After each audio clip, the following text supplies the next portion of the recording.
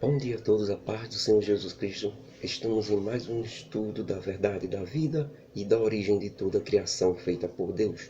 Todos os ensinamentos vindos da boca do próprio Deus que é revelado nas Escrituras Sagradas, que juntos com a verdadeira ciência, com a arqueologia e com a história antiga da humanidade, tudo isso junto forma uma coluna ou um conjunto da firmeza, da verdade, da fé e do amor vindos de nosso Senhor e Salvador Jesus Cristo. Em nosso último estudo da verdade de toda a criação feita por Deus, vimos quando Deus deu a notícia a Abraão dizendo: a tua mulher Sarai não se chamará mais assim. O nome dela agora é Sara, porque eu, Deus, vou agora abençoá-la e ela engravidará e terá um filho. E finalmente será chamada mãe de nações, porque reis e povos sairão do ventre dela. Neste momento, irmãos, Abraão baixou a cabeça e riu. E no seu coração ele falou: um homem de 100 anos como eu vai ter condições de gerar um filho? E farás Sara com 90 anos engravidar? Como? E depois de pensar isso, Abraão fala para Deus e diz: olha, aqui está Ismael, meu filho, firme e forte. É mais compreensível, Senhor, que ele seja o meu herdeiro. Viva Ismael diante de ti. E disse o Senhor a Abraão: na verdade é Sara, a tua mulher, que te dará um filho, e tu o chamarás de Isaque. Porque eu, Abraão, não trabalho com arrumadinho. Ismael é filho da tua escrava e não da tua mulher legítima. Somente o filho da tua mulher legítima herdará a bênção e as promessas. Eu trabalho no certo, Abraão, e no legítimo. Quanto a Ismael, não se preocupe, é teu filho. Ele também terá muitos filhos e formará uma grande nação. 12 príncipes ele terá como filhos e será uma grande nação.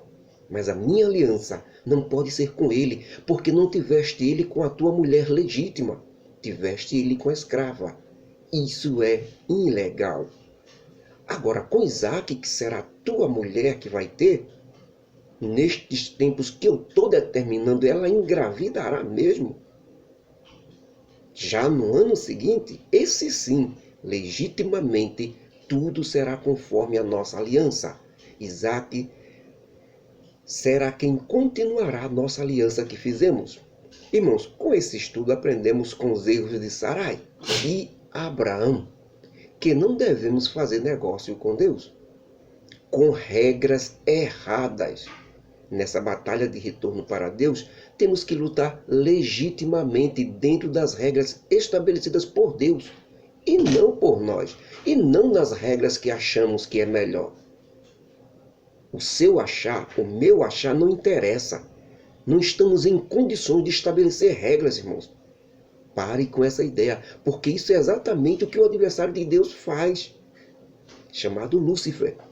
E depois, Satanás, ele tenta mudar as regras de Deus somente para que o homem se torne um tolo e receba as consequências de suas decisões e regras erradas. Nós caímos, irmãos, despencamos de ladeira abaixo quando Adão desobedeceu a Deus. Precisamos ter humildade para reconhecer isso. Adão escutou sua mulher, Eva, e não escutou Deus. Saiu das regras e veja o que aconteceu. Abrão, que antes era Abrão, em vez de escutar a Deus, que era Isaque, a esposa legítima, escutou Sara, sua mulher. E veja o que aconteceu. Teve que ser corrigido. Precisamos ficar nas regras de Deus, irmãos. E isso para o nosso próprio bem. Porque se fizermos isso, estaremos prontos para aceitar as regras de Deus. Como disse o apóstolo Paulo, ninguém que está lutando para retornar ao convívio de Deus pode tentar usar regras dessa vida que vivemos, ou regras próprias, sem ser as regras de Deus. Porque a pessoa precisa agradar. E é a Deus que ela precisa agradar, que foi quem estabeleceu a maneira e as regras de se tornar para Ele, de retornar para Ele. E se alguém não usar as regras que Deus estabeleceu, mas tentar usar suas próprias regras ou as dos outros, não poderá ser coroado no final. Não poderá ter a recompensa, porque não lutou legitimamente dentro das regras de Deus. Isso está escrito na segunda carta do apóstolo Paulo a Timóteo, capítulo 2, versículos 5 e 6. Então, irmãos, essa história que a maioria das pessoas contam que todos os caminhos levam a Deus. Quando eu morrer, Deus me ponha no bom lugar. Ou Deus não vai lançar seus filhos no inferno, não. Ou até, mesmo no purgatório, vou expurgar os meus pecados e vou para o céu. Isso é o mais absurdo que vocês possam imaginar. O que andam dizendo. Vejam só. Eu não mato, não roubo, não fumo, não faço mal a ninguém, sou calmo, tranquilo. Todas essas afirmações e regras que os homens criaram, irmãos. Acabei de falar, são todas condenadas por Deus. Por quê? Porque os homens estão perdidos. Eles não têm condições de criar regras para ir para o céu. E para ter a comunhão de volta com Deus, isso não pertence aos homens. Fulano determinou e pronto, está salvo. Não, não, não. Isso tudo que falei é o homem tentando colocar suas regras, porque não suporta as regras de Deus, é teimoso. Não quer andar naquilo que Deus estabeleceu. Deus é quem fez o céu. Deus é quem criou a vida. Então ele tem o direito de estabelecer a maneira ou a regra que você vai voltar para ele, que você vai ter vida. E não você. Quem não quer ir como Deus estabeleceu, mas se o céu é de Deus, irmãos, se a vida eterna é de Deus, se o paraíso é de Deus, se a paz e o amor eterno é de Deus, então as regras para conseguir tudo isso têm que ser de Deus. Procurem saber as regras de Deus e vocês jamais se perderão. É simples. Nunca aceite regra de você mesmo nem de ninguém. Só aceite as regras de Deus. Assim você não se perderá jamais. Não tem como. Agora Satanás vai fazer de tudo para que você ache e pense nas suas próprias regras. Ou nas regras de um fulano de tal, de uma pessoa de tal, de uma religião tal, de uma denominação tal. Satanás vai fazer de tudo para que você siga as regras daqui. E não a de Deus. Porque ele sabe que você, nas regras de Deus, ninguém te impede de herdar a vida eterna. Nunca um homem se perderá ou irá para o inferno se ele estiver nas regras de Deus. É impossível, irmãos, você se perder se estiver na regra de Deus. E as regras de Deus é bem simples e clara. Todo aquele que reconhecer Jesus Cristo como único e suficiente Salvador da sua vida e mestre, e obedecê-lo, seguir os seus ensinamentos, será salvo. E isso é um fato. Bem, vimos a circuncisão também no último estudo, a operação feita nos israelitas do sexo masculino, que diferenciava o povo judeu das outras nações do planeta Terra. E terminamos com Deus dizendo a Abraão que não aceita Ismael para continuar a descendência e a sua aliança, porque Abraão não fez Ismael nas regras de Deus, e sim nas regras de Sarai, sua esposa. E Deus Todo-Poderoso nem aceita e nem reconhece regras de Sarai, a mulher de Abraão, porque Deus só faz alianças, pactos e acordos dentro dos conformes e não com arrumadinho. E confirma que somente o filho dele, Isaque, que ainda vai nascer, e terá que ser um milagre poderoso, certo? De Abraão com sua esposa legítima Sara, é que será seu herdeiro e continuará a aliança com Deus. Vamos ver como foi isso?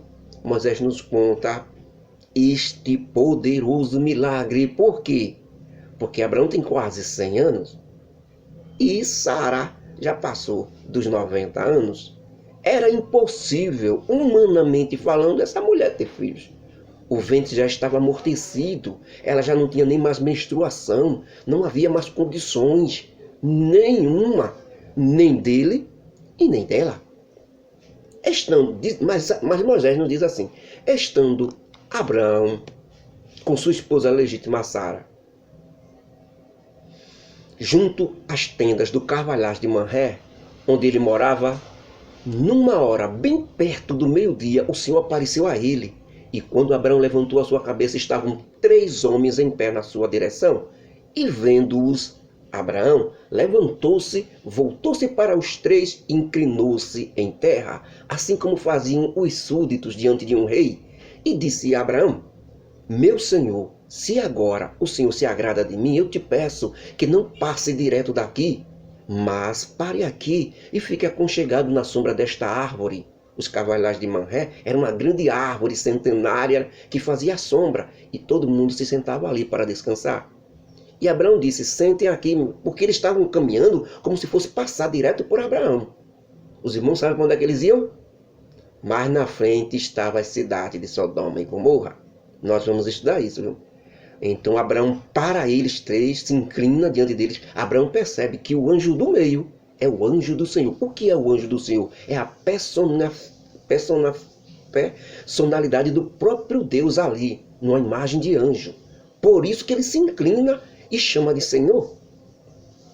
O anjo do Senhor, junto com mais dois anjos ao lado. Então ele pede que pare e que eles fiquem ali e descansem. E diz a Abraão para eles, enquanto eu vou buscar um pouco de água e lavar os vossos pés e trazer um bocado de pão para que vocês comam e se fortaleçam o coração. Depois poderão seguir o vosso caminho, disse Abraão. E os três homens disseram a Abraão, faze assim como tu estás dizendo. Irmãos, eu peço encarecidamente que vocês prestem dobrada atenção em todo esse tratamento de Abraão a esses três homens que estavam passando ali pelo local, mostrando a Abraão que estavam indo para as cidades de Sodoma e Gomorra, e mostrando a Abraão que esses três homens eram estrangeiros, eram homens estrangeiros passando por ali, que na verdade eram anjos do Senhor. Como ele trata com respeito, manda sentar, se refrescar, lavar os pés, traz comida, porque dessa hospitalidade ou forma correta de receber um estrangeiro na sua casa, na sua cidade, no seu local, é algo muito antigo da vontade de Deus. Está desde os primórdios que Deus ensina isso. Era uma regra receber bem as visitas de estrangeiros. Era uma ordenança de Deus. Ou seja, a forma de tratamento de Abraão para visitantes chegando em seu território, comparado à forma de tratamento que os moradores de duas cidades irão dar, são rigidamente diferentes. Por isso, mais na frente teremos um sério debate sobre hospitalidade. Como você receber alguém na sua casa, ou um estrangeiro que você encontrar, como tratá-lo? De que forma falar com ele? Qual o devido respeito? Porque Deus dá uma ênfase a isso. E é uma regra básica de Deus, o tratamento humano. Hoje não, mas na época de Abraão, isso determinava se um povo era de Deus ou não. Porque todo povo que se diz de Deus deve agir como Deus, ou seja, tratar bem todo mundo. Mas nos casos das cidades que nós mais na frente vamos estudar, elas sofrem destruição e condenação por não terem um pingo de respeito e serem declarados opositores de Deus por humilhar, denegrir, praticamente rebaixar todo estrangeiro que chegasse lá. Vamos ver mais na frente. Bem, vamos a Abraão então. Depois que pede para os três homens sentarem abaixo da árvore grande, na sombra, Abraão vai até a sala de tenda e diz para ela, amassa depressa 3 medidas de farinha e faze bolos. Depois correu até as suas vacas e tomou uma vitela. É uma vaca novinha, tenra e boa, e deu ao moço que o servia. Um dos jovens que servia a ele, deu a ele para que ele preparasse, matasse e preparasse aquela carne ali. Provavelmente o rapaz já era cozinheiro. Depois pegou a manteiga, o leite e a vitela que tinham preparado e colocou diante dos três homens. E Abraão ficou em pé, perto deles, embaixo da árvore, e eles sentados comeram. Então eles disseram a Abraão, onde está Sara, tua mulher? E Abraão disse, ela está na tenda. E ele disse, certamente, Abraão, estou determinando esse tempo de vida. A partir de agora, só resta o tempo normal para que ela tenha um filho. Ou seja, irmão, a partir daquele momento, Sara engravidou. E Sara estava escutando tudo isso bem na porta da sua tenda, por trás. E já que Sara e Abraão eram muito velhos, e até a menstruação de Sara já tinha acabado, não tinha mais desejo, né? Nem de engravidar, nem de fazer mais nada. Ela não aguentou quando escutou isso do anjo. E bem baixinho ela baixou a cabeça e riu daquilo ali. Daquilo que o anjo falou. E em seu coração ela pensou: terei algum desejo sexual a essa altura? Sendo eu já velha desse jeito? Sendo também meu senhor e marido Abraão já velho também desse jeito? E na mesma hora o Senhor disse a Abraão, através do anjo, viu? Disse a Abraão: por que a tua mulher Sara está rindo agora e dizendo no seu coração: como darei a luz, sendo já velha? Então eu te pergunto, Abraão, haveria alguma coisa difícil para o Senhor? E eu confirmo que ao tempo determinado tornarei aqui de novo o tempo de vida e Sara terá um filho. Ou seja, irmão, Deus estava dizendo a Abraão: daqui a 9 meses eu voltarei e você vai ver que ela não vai ter filho. Estão vendo, irmãos? Amigos, não adianta tentar enganar. Deus lê o teu pensamento e o teu coração. Não se pode esconder nada dele. Só os tolos acreditam que pode esconder algo de Deus. Ele conhece os teus pensamentos, aquilo mais no íntimo do teu coração. Ele já sabe. Com Sarai ele precisou dizer na hora. Talvez com você ele escute, mas não diga nada, porque você não dá ouvidos a ele. Para que ele vai lhe dizer? Se você rejeita tudo, se você ri de tudo, se você não acredita, só diz com a boca, só dá glória a Deus com a boca, mas na realidade, na hora de você mostrar que acredita, você não acredita. E Sara, como uma tola, igual a qualquer um de nós, se estivéssemos no lugar dela, ainda pensou que podia fazer o anjo de mentiroso. Veja só a ousadia do ser humano. É isso mesmo. Quando eu digo ela, eu digo a mim, digo a você que está me ouvindo, a todo mundo. Somos todos assim. Não adianta querer se posicionar melhor. No lugar de Sara, eu, por exemplo, poderia ter feito até coisa pior. Eu não a estou condenando, eu estou aprendendo com o erro dela, para que eu não faça isso. Porque quando ela foi para Abraão, ela tentou fazer o anjo de mentiroso. Porque quando o anjo disse, também ela ouviu quando o anjo disse. Ela está rindo. Ela correu até Abraão e disse. O anjo disse, né? Tua mulher está rindo daquilo que eu falei. Ela teve tanto medo, irmão. Porque ela viu que a coisa era séria. Ela sentiu que o anjo viu um pensamento do coração dela. Então as bases tremeu. Em vez das bases tremer e ela se arrepender e reconhecer ali mesmo que é Deus que está no negócio, não. Tentou correr para tentar amenizar a situação diante do seu marido. Veja, considerou mais o seu marido, que era Abraão, do que o próprio Deus, que foi quem ouviu o pensamento do coração dela. É isso, irmão. Você tem que amar a Deus sobre todas as coisas. Sobre o teu marido, sobre a tua esposa, sobre o teu filho, sobre a tua filha, sobre os teus parentes, sobre aquilo que você mais gosta aqui na terra. Você tem que ter Deus acima dele. Ok? Se o seu marido, se a pessoa aqui na terra, seu filho, seja lá quem for, é mais importante do que Deus, você está perdido. Você precisa se dirigir. Por isso, veja, ela estava tão errada que em vez dela se humilhar e pedir perdão a Deus, ela correu até Abraão para tentar se justificar. Veja que situação a nossa, né? Não é só dela, não, é a nossa. Ela viu que a coisa era séria, que não tinha brincadeira ali, ninguém estava ali para fazer média ou circo para alguém rir, né? No caso dos anjos, não estava fazendo graça para ela rir. O negócio com Deus é sério. Quando ela viu isso o quê? Isso de ter rido escondido e só tinha pensado naquilo no coração. E ver que o anjo revelou a Abraão o pensamento do coração dela. Nesse momento ela corre em direção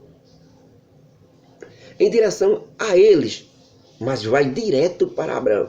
Tentar consertar a tolice. E ao invés de pedir perdão e se retratar, ela piora as coisas, irmãos. Isso mesmo.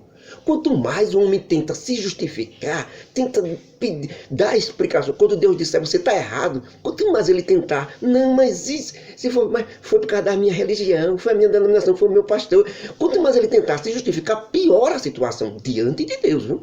Estou falando diante de Deus. Diante de Deus você tem que baixar sua cabeça, reconhecer, é você que não presta.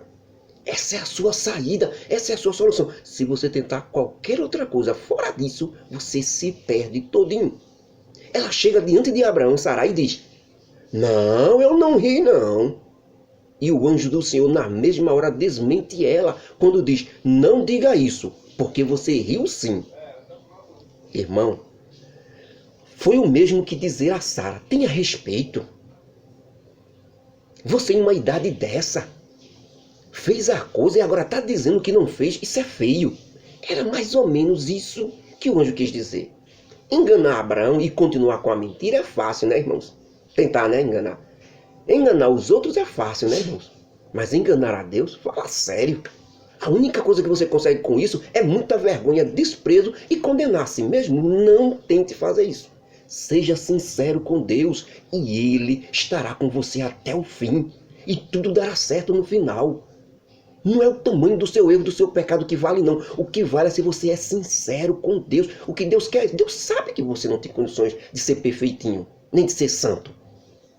O que Ele quer de você é sinceridade, reconhecimento, saber que Ele é Deus e que você é que não presta. Isso é a vitória do homem. Todo homem que reconhece que não presta é o maior vitorioso que tem. Todo aquele que achar que ainda pode fazer alguma coisa, está perdido. Nessa hora, Sara volta para dentro da tenda envergonhada, porque diante de Deus todo homem é revelado. E quem não é sincero e humilde termina sendo envergonhado. Por quê? Porque Abraão sabia quem eram os homens que estavam diante dele. Ele os chamava de Senhor. Ele sabia que eram anjos e que não estavam mentindo. Mais fácil é Sara mentir do que os anjos. Por isso ela baixou a cabeça com vergonha e voltou. Para aprender a ficar sincera diante do santo Deus de Israel. Então aqueles homens se levantaram e vão caminhando para o lado da cidade de Sodoma. E Abraão ia com eles. Logo atrás, eles 13 iam caminhando na frente e Abraão ia atrás. Estavam conversando entre si e dizendo, ocultarei eu a Abraão o que faço? Se ele com certeza se transformará em uma poderosa nação e nele serão benditas todas as nações da terra? Porque eu tenho conhecido e sei que ele há de ordenar colocar tudo certo na vontade de Deus. E os seus filhos, a sua casa, que mesmo depois da sua morte, eles continuem no caminho do Senhor, para agir com justiça e juízo, para que assim o Senhor torne em realidade tudo o que prometeu para Abraão. E dizendo ainda mais esses três, já que a maldade e malignidade do povo da cidade de Sodoma tem se multiplicado e tem se agravado muito, enviarei vocês agora, para ter a confirmação do que realmente é assim. Quer dizer, o anjo do meio, o anjo do Senhor, vai enviar os outros dois até a cidade de Sodoma, viu? É isso que ele está dizendo. Estavam conversando entre si, os três, e Abraão vinha atrás, andando. E dependendo da reação deles lá em Sodoma, saberei se não tem mais jeito para eles na cidade de Sodoma e Gomorra, ou se tem ainda jeito. Então os dois anjos que estavam ao lado do anjo do Senhor viraram seus rostos e foram para a cidade de Sodoma. E o outro terceiro anjo, o do meio, que era o anjo do Senhor, ficou ali em pé, esperando. Mas Abraão ficou em pé ali, diante dele, atrás. E Abraão então aproximou-se deles e diz, sei que será certo que uma cidade maligna seja destruída. Mas se tiver um justo no meio desta cidade, tu também destruirás ele no meio, junto com toda a cidade? E o Senhor respondeu a Abraão, se houver 50 justos na cidade, eu pouparei toda a cidade por amor desses 50 justos. Então Abraão disse, longe de ti, Senhor, que destruas o justo junto com os ímpios. Tu não farias isto, Senhor. Algo desse tipo, porque senão, como seria o grande juiz de toda a terra, que é o Senhor? Abraão dizia isso por causa do seu sobrinho Ló, que estava na cidade de Sodoma. Lembram? Quando eles se separaram por causa da briga dos rebanhos? Então Ló foi morar lá, porque as campinas eram verdejantes, era uma cidade paraíso praticamente.